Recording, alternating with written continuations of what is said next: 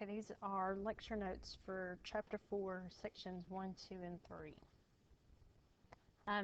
So far, our model of the atom, we stopped at Rutherford's gold foil experiment, where he discovered the nucleus of the atom. So as of right now, our model of the atom has a nucleus. It has electrons that were discovered by J.J. Thomson, but the electrons are just scattered throughout. They're randomly placed throughout the atom. So now we're going to get into some experiments that kind of further our idea of the atom. Before we can get into that, we kind of have to look at how electrons behave. And this is when we start looking at light and electromagnetic radiation. So electromagnetic radiation is energy that travels in a wave-like motion. We see it all the time. Well, we don't see it. We know about it through things like ultraviolet rays, microwaves, radio waves, all these different types of waves. We can put these waves in order by length in the electromagnetic spectrum. So this is a spectrum.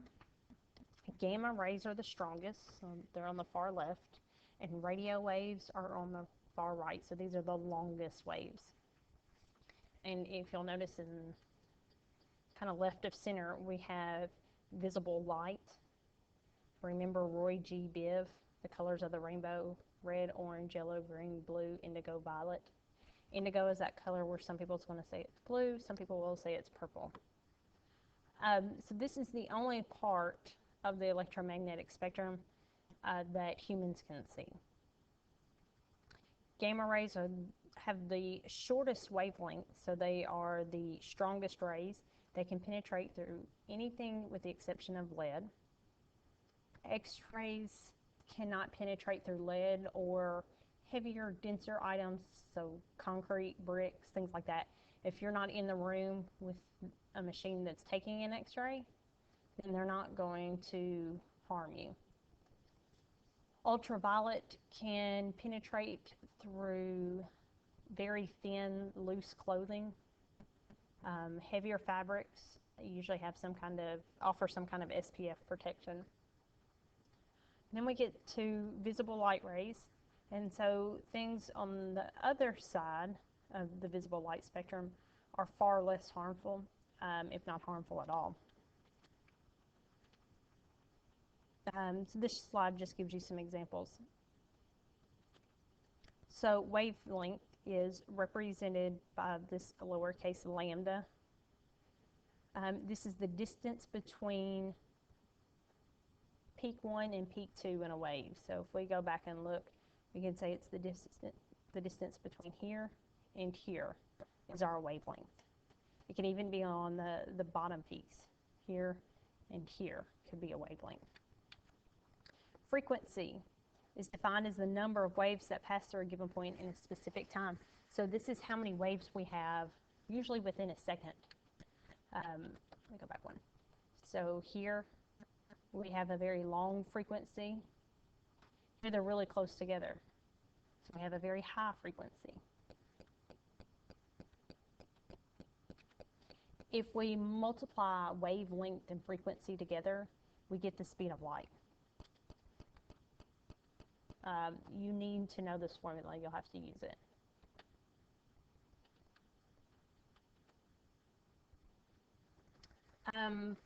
Photoelectric effect.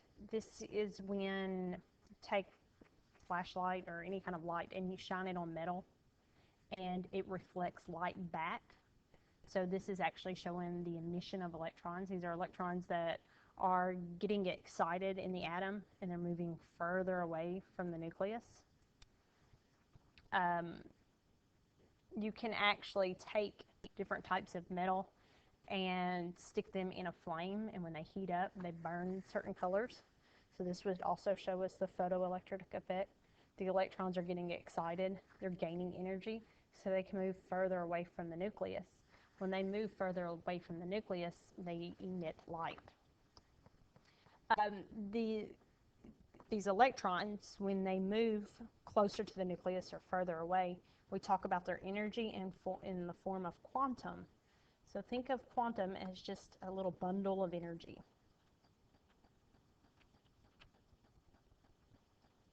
We have a formula for the movement of light. So capital E is energy. H is Planck's constant, and here is the value 6.626 times 10 to the negative 34th joule seconds. Joules measure energy. And then V is still frequency. So remember, that's the number of waves we have in a certain amount of time. So we can multiply the frequency by Planck's constant, and we can determine how much energy an electron can produce. A photon, it has no mass, and it actually carries quantum. It carries that little bundle of energy. Try not to get that confused with proton. Photon deals with light. So when an atom has all of its electrons in their proper places, we call this a ground state. But when those electrons gain energy and move away from the nucleus, we call it the excited state.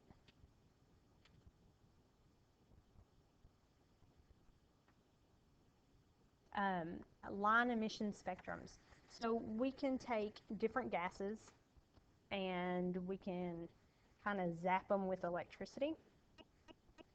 When we look at the light that those gases produce, when we look at it through a prism, we see different portions of the rainbow, and this is called a line emission spectrum. So here, this is like a light bulb. It has hydrogen gas in it, and they stick this bulb into a ballast. A ballast is the same thing that we put light bulbs in. You turn on that light bulb, and it glows pink. Well, if we look at this pink light through a prism, we don't see all the colors of the rainbow. If we were to look at a normal light bulb that has white light, we would see all the colors of the rainbow. Then when we look at hydrogen, we only see these little lines of color. These lines show up at certain wavelengths. And so these numbers here, so this 486 nanometers, that's its wavelength for this color. So this is the specific emission spectrum for hydrogen. No other element is going to have an emission spectrum that looks this way. And we will actually do this in lab one day next week.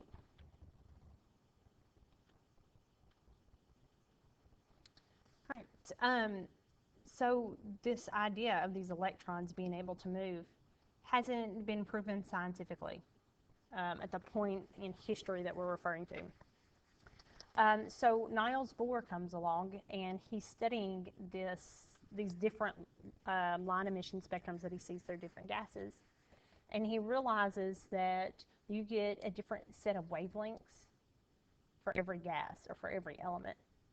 And so he came up with this idea that the electrons are not randomly scattered throughout the atom, that they are actually on orbits.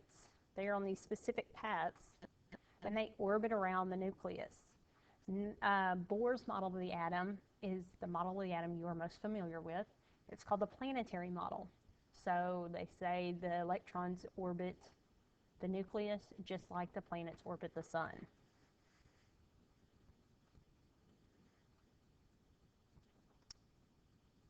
Then the electrons move further away from the nucleus. They have to have more energy. So these electrons moving further away from the nucleus have the highest amounts of energy. That's what this last bullet is explaining. When the electrons go from an outer energy level and they start to lose that excessive energy and they move closer to the nucleus, they emit light. And so we call this an emission spectrum. When the electrons gain energy and they move away from the nucleus, we call that absorption. And so then we would see an absorption spectrum. So this is kind of a visual to help that. So this electron is losing energy. Since it's losing some of its negative value, this positive nucleus is able to suck it closer in. So the energy that it's losing, remember that quantum, it's carried by a photon. So we see a photon as a certain color of light. So this squiggle line represents light that this electron is showing when it loses its energy.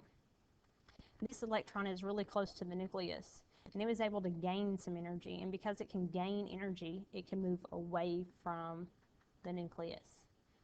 Because it is absorbing energy from something else, we call this one absorption. So if the electron is gaining energy, it's absorption. If the electron is losing energy, it's emission. All right, so here are the three models of the atom that we've had so far. So Thomson's model, he discovered electrons, so this was the plum pudding model. Y'all are familiar with the chocolate chip cookie dough. Rutherford discovered the nucleus, but our electrons are still randomly scattered. And then Bohr, we have our nucleus, and he said the electrons are on certain paths around the nucleus. So this one's called the planetary model.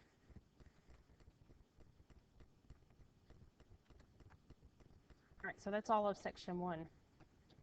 Section 2, we're going to talk a little more. We're going to progress this idea of Bohr's model of the atom. But first we have to talk about this particle and wave debate with the electron. So the area of science was kind of split. Some scientists said that waves or electrons moved in a wave-like motion, so they're more like light. And then other scientists were saying, no, electrons have mass, they are actual particles. Well, a guy by the name of Louis de Broglie comes along, and he comes up with this idea that it could be both. He said that these electrons are on specific orbits, and when they move away from the electron, they're releasing that energy. The light that you see is moving in a wave-like motion. So these electrons produce light that moves in a wave. So we have this wave duality particle of light that Louis de Broglie came up with. He used this idea, we'll go back to this, Planck's constant, to be able to calculate and show this relationship between the light that we see and the movement of the electron. He did several experiments with light, and he noticed something called diffraction. So you do this with a mirror. You can shine a light onto a mirror and make it reflect into someone's eyes. Interference, this is what you hear on the radio when you get close to maybe an 18-wheeler or something else that's using radio waves, and you hear the static on your radio, and then all of a sudden it clears back up and you can hear the radio station again. So interference is when we have different sets of waves overlapping. Heisenberg's uncertainty principle. So Werner Heisenberg was able to sit down. He was trying to map out the exact location of an electron, and he realized that it's impossible. There's no way for us to know the exact location of electron and the direction that the electron's moving with, or the velocity, so the speed of it. So we can tell where it's been, and we can narrow down a general area of where the electron is located, but we can't give a pinpoint position of electron, nor can we tell you the exact speed or direction of electron.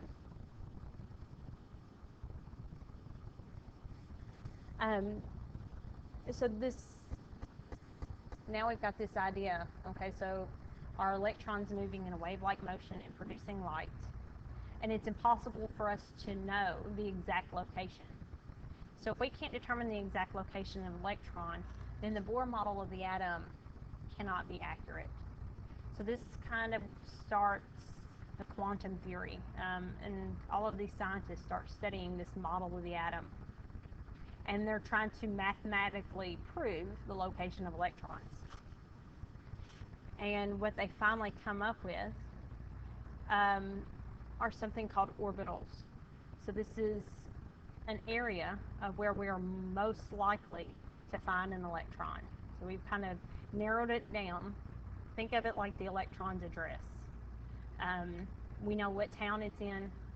We know what street it is. We know what house it's in, but we don't know what room inside that house the electron is located. So quantum numbers tell us the address of our electron. The first quantum number is the principal quantum number, and we use a lowercase n to represent it. These match up with the rings inside the atom, and it also matches up with the rows on the periodic table.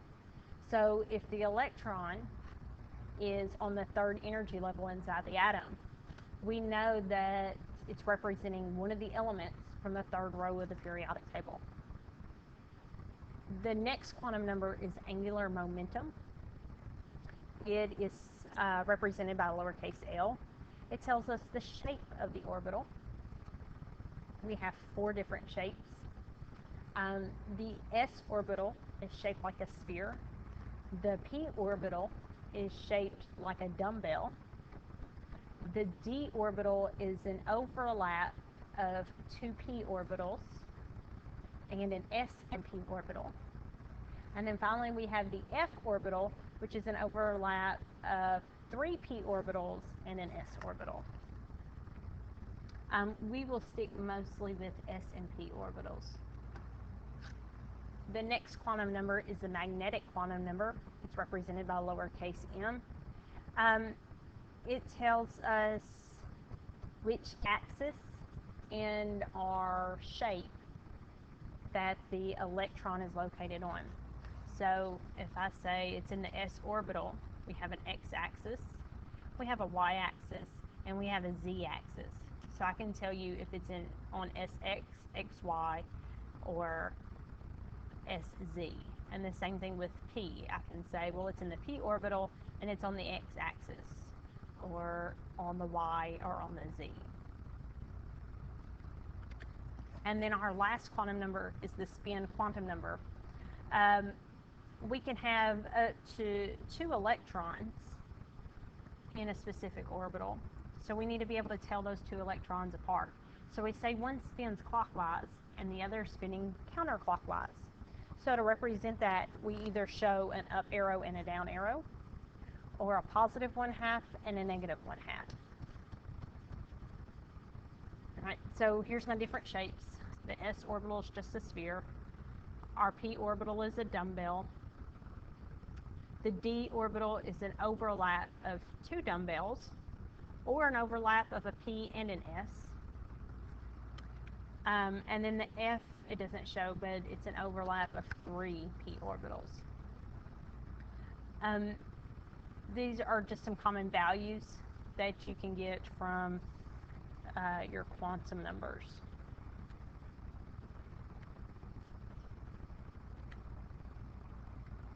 All right, section 3, electron configurations. Y'all are actually going to be really good at these. Y'all did quite a bit of them in 9th grade physical science, so it only takes a couple of examples for you to catch back on. So electron configuration kind of lays out a map of the arrangement of all the electrons inside of our atom. We write the electron configurations for the ground state. So this means that our electrons are not excited, and that our electrons are in the location that they're supposed to be in. They haven't moved to an outer energy ring, or they haven't moved closer to an inner energy ring. So this is kind of the order. 1s, these would be the smallest atoms. So remember, 1 represents what row on the periodic table. S tells us which section of the periodic table, and I'll show you how to fill that in a moment. And so as we go further up this chart, we're progressing further down the periodic table. So everything on the first row, elements on the second, elements on the third row, fourth row, fifth row, sixth row, seventh row. And then this S, P, D, and F divides our periodic table up into certain sections. As if you'll notice, it's spaced out unequally on purpose. The reason why our nucleus is very positive, and so the electrons that are closest to the nucleus are going to be very, very hard to remove from that atom. So they have lots and lots of energy. But as we add rings inside of our atom, so this also represents our rings, so if we're on the seventh ring of the atom, it's pretty far away from our nucleus. It's not going to take very much energy to remove an electron on the seventh ring of an atom. So it has, they're closer together because it doesn't take as much energy to go from the sixth ring to the seventh ring. All right. With our electron configurations come some exceptions. And a couple of different rules we have to follow. So the first one is the off-ball principle. An electron has to fill up one energy level before you can put any electrons on the next energy level. So if we're looking at a model of our atom with the rings, we can't put any electrons on the second ring until we have at least 2 electrons on the first ring. The second ring holds 8 electrons. We can't put electrons on the third ring until we have at least 8 electrons on the second. All right, the Pauli exclusion principle. So we cannot have 2 electrons in the exact same spot at the same time. So that also means that we cannot have 2 electrons with the same set of quantum numbers. We can't have 2 electrons with the same address. And then Hund's rule. When we fill up orbitals, and we're talking about the axis X, Y, and Z, we can't put 2 electrons on the X-axis until we've already put electrons on Y and Z. So we put 1 electron on each axis, and then we'll come back and pair them up. So we have to have 1 electron on X, 1 on Y, 1 on Z, before we can put a second electron on X, and a second electron on Y, and a second electron on Z. This will make more sense when we're actually writing out electron configurations.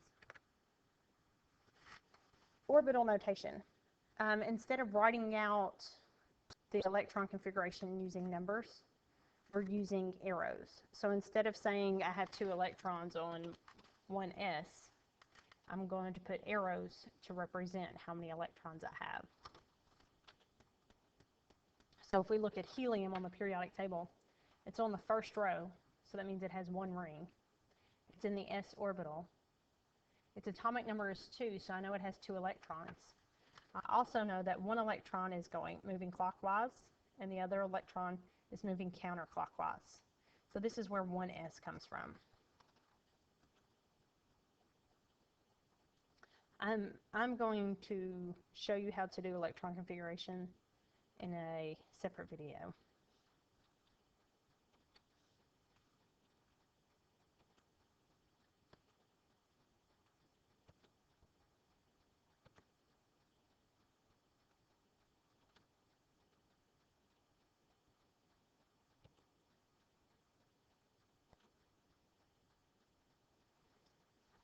Noble gas configuration. This is a shorthand way to write electron configurations, and this is something that's easier for me to show you than to just read this to you. So I'll have a separate video for noble gas electron configurations.